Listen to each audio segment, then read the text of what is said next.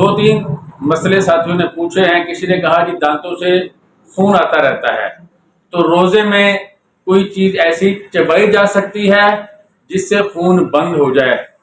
تو اگر اس کا کوئی ذرہ اندر چلے جائے تو اس کا کیا حکم ہے؟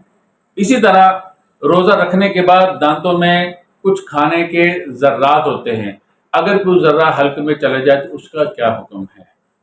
اسی طرح روزہ رکھ کے مسواک کرنا اسی طرح مسنون ہے جس طرح روزہ دار جو آدمی نہیں ہوتا اس کے لیے مسنون ہے تو روزہ دار کے لیے بھی مسنون ہے.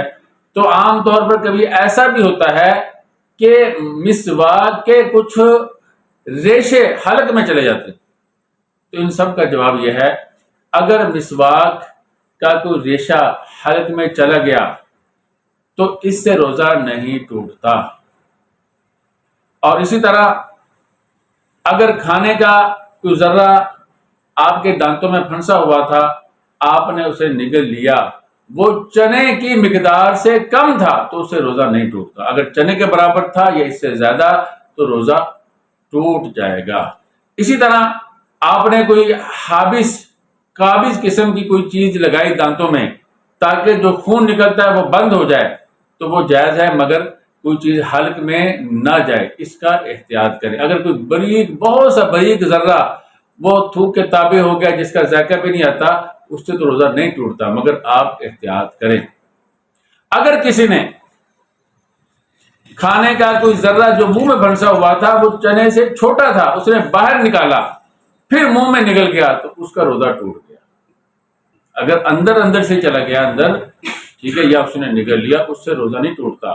اگر باہر نکالا، اندر کی تو مجبوری تھی کہ اس سے بچنا مشکل تھا، جب باہر نکال لیا تو پھر تو بچا جا سکتا تھا.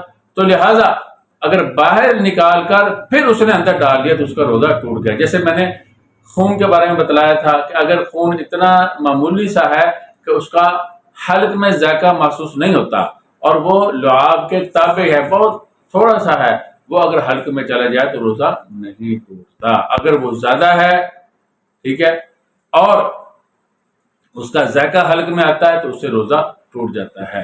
تو خلاصہ یہ ہوا کہ بہت زیادہ احتیاط کی ضرورت ہے. اگر پھر بھی کوئی معمولی چیز آپ کے دانتوں میں پھنسی ہوئی تھی یا مسواک کا ریشہ تھا یا آپ نے کوئی دوائی لگائی، اس کے بہت معمولی ذرہ کوئی جس کا ذائقہ بھی محسوس نہیں ہوتا، وہ لعاب میں مکس ہو کر لعاب کے تابع ہو کے اندر چلا گیا، اس سے روزہ نہیں ٹوٹتا. یہ اس صورت میں جب منہ کے اندر کوئی چیز ہو اور وہ چنے سے چھوٹی ہو. اگر کوئی چیز چھوٹی ہے، آپ نے منہ سے باہر نکالی یا باہر سے اندر ڈال دی تو اس سے روزہ ٹوٹ جائے گا.